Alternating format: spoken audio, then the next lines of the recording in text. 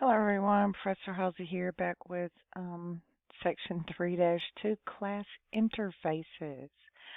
Class usually contains a set of methods, like you see here, the default method, and then print time and print pace, okay, that a programmer interacts with. For example, the class race time might contain the instance methods print time and print pace that a programmer calls to print the output.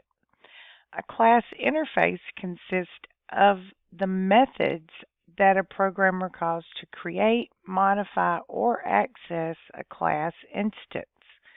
Okay, so the figure below shows the class interface of the racetime class, which consists of the init constructor and our print time and print pace.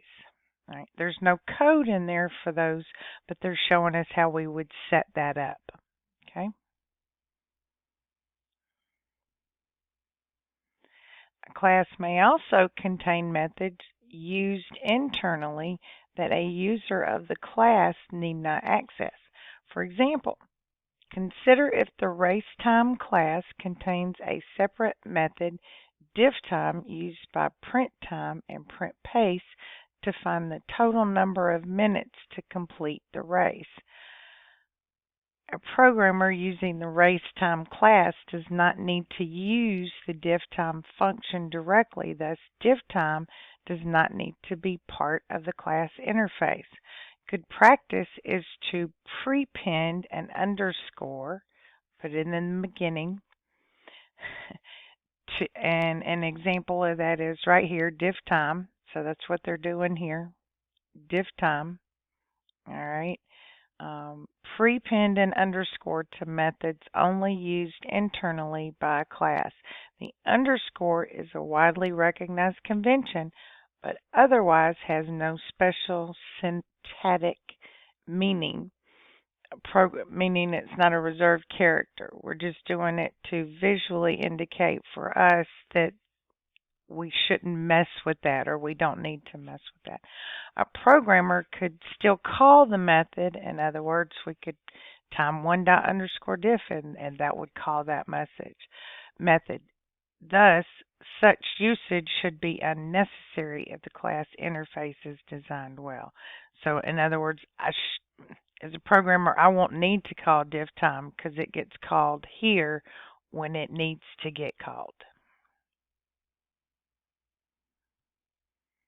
Okay, and there's the example of that running, and that's a really nice example here of, remember we talked about our toolbox, so you want to have that toolbox full of examples, and this is another great example here of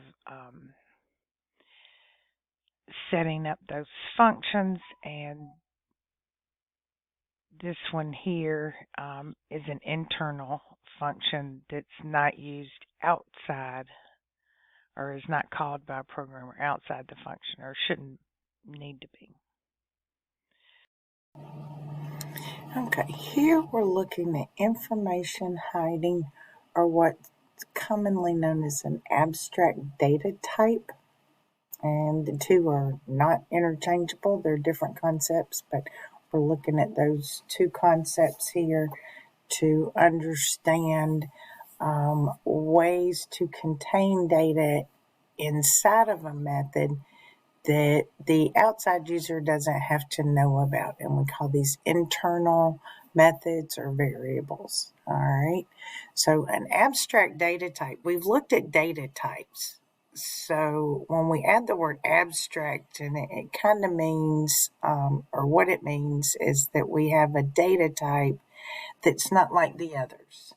It's of a different scope, and the scope is going to be defined within the class interface. All right, so it has its creation and update are constrained to specific, well-defined operations, the class interface, and we're going to look at some of those down here. All right. So interfacing is just a term that means that I can interact with something. In my EET degree here at DeVry, study interfacing, and part of what we had to learn how to do wire per wire is to get two devices to be able to communicate with each other. And that's considered interfacing. And that's what we're doing here, is being able to communicate with the information that's in the class. Okay.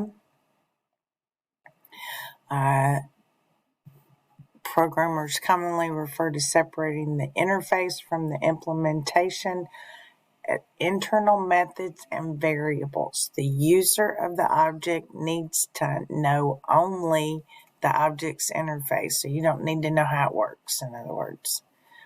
Turn the knob. You don't need to know what's on the other side of the knob that's controlling how the knob works. You just know that you turn it to the right and it turns on, and if it's volume, you keep going, the louder it gets. You don't have to know about the resistance or the channel changer or none of that. It's all part of how the knob works, and all you need to know is that the knob works. An ADT user can always inspect and, if desired, use private variables and methods in ways unexpected by the developer. So in Python, that's allowed, but I believe in other languages, C++, it doesn't allow that to work. Okay. A class interface consists of the methods that a programmer should use to modify or access the class. Right, that's what we're looking at the interface to allow us to do, to modify or access what's in the class. Internal methods used by the class should start with an underscore in their name. And I think I skipped that part, but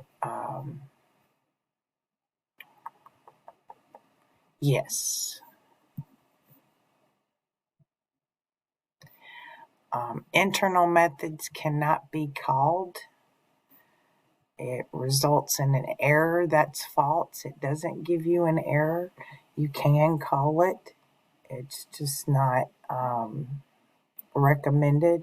In fact, that's one of those practices that you're asked not to implement those methods.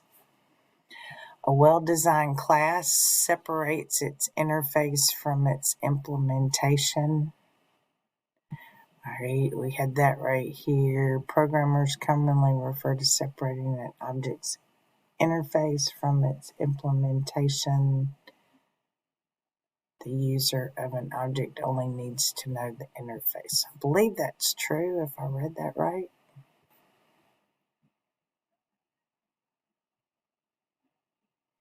Okay.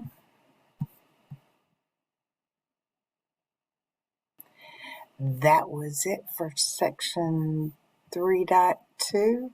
Remember, it's a really good idea to pull these examples and make sure you can run them in Python and play around with them and understand how the coding works. And again, build that toolbox for yourself.